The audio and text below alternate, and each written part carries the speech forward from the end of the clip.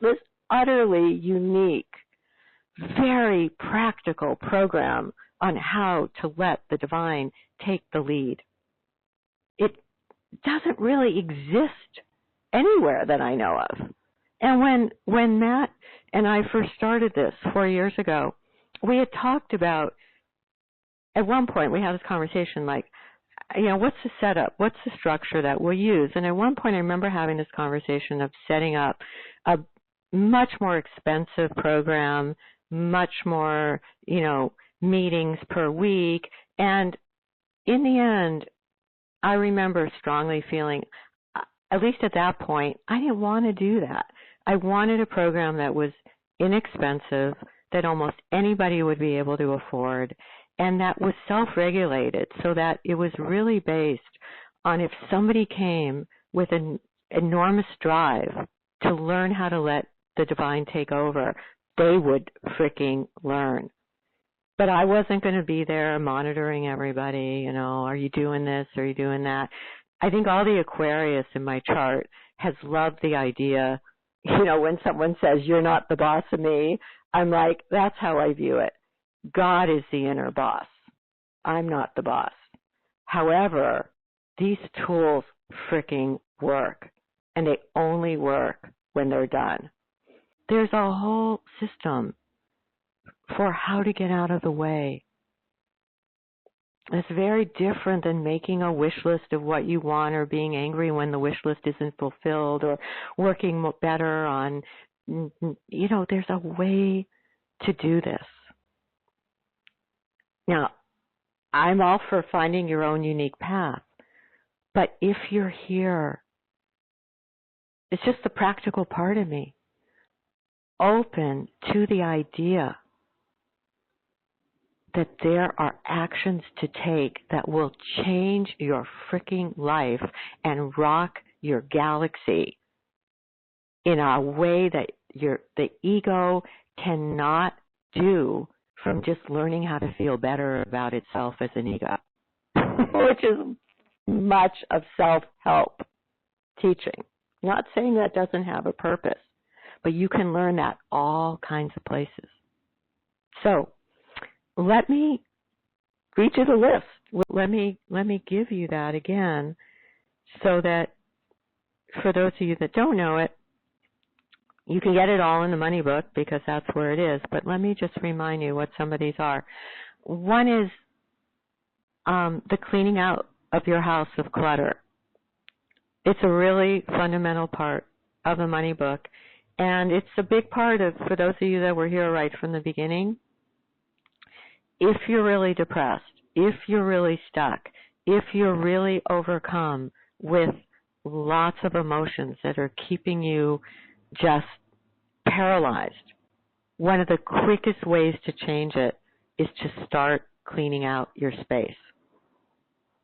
I'm not going to give a whole lecture about it because, especially in the beginning of the forum, I talked about it so much, but it's incredibly important, and it has nothing to do with whether you keep your place neat.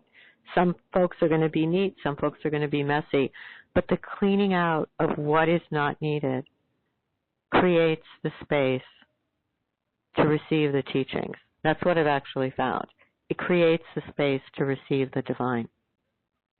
So if you're living in complete chaos, or you're buried under a million, piles of clutter and stuff, and I know some people have been here forever in that state. I'm not saying it for you to feel guilty or bad. I'm just saying, just know, this could be, when the moon opposes Pluto and Saturn, this could be your wake-up call to go, holy God, I've been here for years and I've never actually cleaned my space out, and who knows what might happen if I finally turned to this force of love on the inside, this inner divine, and said, make me ready to finally start to take the steps that are part of this forum. And part of it is cleaning out my space. Even if all I do right now is clean out a drawer in my kitchen, let me start there. Okay, so that's one of the, it's at the top of the list. It's very basic. All right. Second on the list is breaking a coconut. these aren't in the order of what's important. It just was a random list that we made together, and like I say, it's all in the It's Not Your Money. But breaking the coconut, the reason it works, if you're able to do it, and you can read about it in the book, is because it bypasses the identification with the egoic mind. The ego, so many of the teachings out there are about how to improve the relationship to the ego. There's nothing wrong with the ego. It has an important role to play, but this isn't about improving the relationship to the ego. This is actually how to let this force of unbridled love and power take over. And its locus is not in the ego. Its locus is in the divine self. So the breaking of the coconut, when you've had issues that have held you captive forever, it really, really helps. Okay, another one of the tools is gratitude. If you've read the money book, you can see how these are all listed as the tools in the book. So I won't talk that much about that one.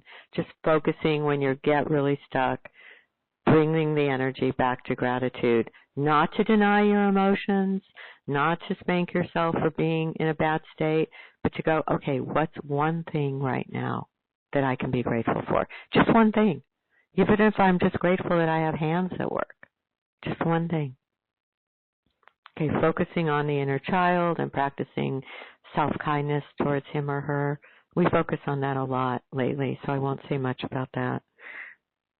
Getting emotions out, especially physically, not just verbally. I think that's a huge one. Again, I write about it in the money book a lot. I think it's easy to just write and write. I'm frustrated, I'm angry. For a lot of people, it stays stuck in the level of the mind. It's one of the reasons breaking the coconut works. It's also why the money book talks about breaking dishes or going for hard workouts or smashing, pinata or a punching bag, like whatever it takes to let there be space for the emotions to emerge, but to also release them so it doesn't become the default setting. It just becomes whatever's passing through. All right. This next one's connected. Break dishes or cry if you need to. Just the embracing of the emotion. Here's another one. Making some time to be quiet and actually drop the old story. Witnessing your mind rather than believing everything it's saying. I think this one is huge. It's also in the money book. It's like, it's easy to be here sort of saying, oh, yeah, I'm offering everything. But when you witness what the mind is doing, it's over and over reiterating an old story that's no longer true. I never get what I need. Everybody else has it. Everybody else does this. Everybody else does that. A lot of times that story is simply the dialogue coming from the inner child, which is why taking care of the inner child is a big piece of what we're doing here. But also just that witnessing, that's an old story. That's not necessarily what's true. And some of that comes out of just very basic meditation. Even a few minutes a day, sitting, witnessing it, not just identifying with it. Now, let me just say, as I go through these tools, some of you may remember the class I did ages ago, probably a couple of years ago, where I went over these tools. And then I think somebody wrote in and they were like, oh my God, I feel so overwhelmed by all these tools. These are not tools. Every one of them you're doing every minute. This is a grab bag of actions that work. And so we'll start posting them and giving them to you so that in the moment when you feel overwhelmed and helpless, you have your option of what your instincts are guiding you to use. All right, here's another one. Well, this one is basically offering. And it's really where you're saying, like, it's offer. This isn't mine. Again, big part of the money book. a lot of the suffering comes from the place of, this is mine, my sadness, my grief, my jealousy, my ex who left me, my financial distress. The my is so often the core of the suffering. As soon as you're offering it back and saying the problem, the issue, even the physical dilemma, the illness, the release of the my takes you into the offering. So we've been talking about that one too. Another one, sometimes people will write in and they'll just say, I'm stuck, I'm trying to offer it, but I can't let go. I just can't let go. And I totally get that. But one of the tools, and it's a big part of the Change Me prayer book, is you can pray for the ability to let go. Sometimes it's easy to just stay stuck in neutral. Well, I've tried offering it and nothing really worked, so whatever. It's like, no, you can pray for the ability to let go. This is where this all starts becoming very deep and very profound. This isn't a mechanical act of just kind of hand it over and hope for the best. In fact, there was this great letter that came in. Well, we're going to get to some of the letters today, but there's this letter that really hit me about what's the difference. It might have been from Kevin. What's the difference between surrender and apathy? And I thought, oh my God, surrender has nothing to do with apathy. Surrender is very animated and engaged because it's a love affair with God. It's not just like, oh, whatever, I'm mad at the universe, I'm kind of trying this offering shit, but it doesn't really work, so whatever, I give up. It's not that. There's a bitterness to apathy. Apathy is usually filled with disappointment that the ego isn't getting what it wants. Apathy is often like the dark night of the ego. That's, I think, how it often is you're just exhausted. And so you're like, oh, whatever, I'm disappointed, I'm exhausted. That's all fine, that's apathy. But it's not the genuine surrender. Surrender is, my God, when I've been over and over in my life in places of genuine surrender, which, I don't know, eventually it sort of becomes your default setting. I think some of you are discovering that. You're like on your belly, on the floor, for me, I've literally been on my belly, on the floor, in my living room, saying to the divine, your will, not mine, take over, let me be used for the highest, take over. It's very engaged. It's not like, screw you, why aren't you bringing what I want? Now I'm apathetic. It's a really deep petition and solicitation from the place of saying, I'm willing to allow the agenda of the ego to go because I want this engagement with love so deeply, and that engagement with love where love actually takes over, takes the heck over, does not happen simultaneously with giving it a shopping list of everything it needs to do. It comes from that deep place of like, I'm ready, just take over. And the beauty of it is it often comes when the person is exhausted. So don't necessarily curse your exhaustion. The exhaustion is what often opens the door. Exhaustion serves an enormous spiritual purpose, I found. There's all kinds of things I never would have let go about if I hadn't become so exhausted that I couldn't hold on. So, anyway, but wait, now I lost my page. Okay, here it is. All right, so we're almost at the end of the list.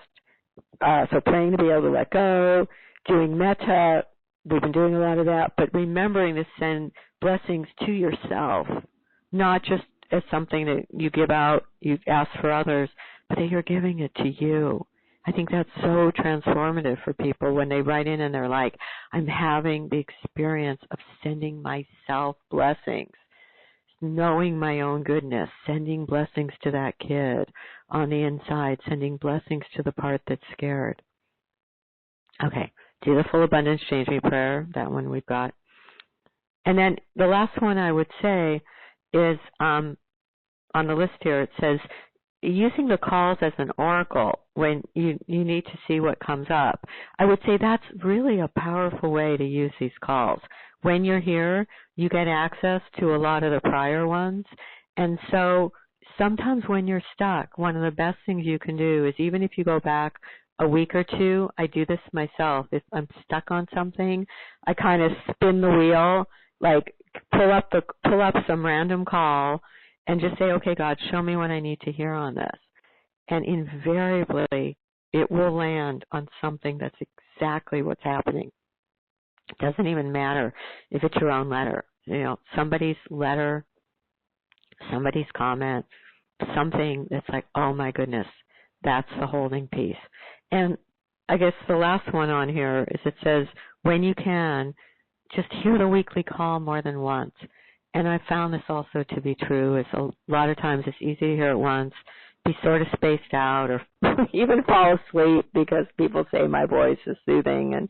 But if you hear it more than once, over and over, people are saying you hear something different when you go back. And it resonates not at that level of the mental chatter, but in your body. And where this work starts to change your whole being is when it hits the body level.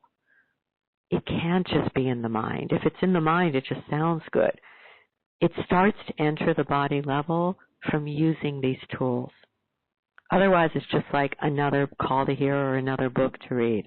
But it starts to enter the body level and be embodied. Do you ever have that experience where somebody is like, they're giving a talk or they're teaching something, and you feel this deep sense of disconnection because they're even interesting, but you know that what they're teaching or what they're talking about, they're not actually doing.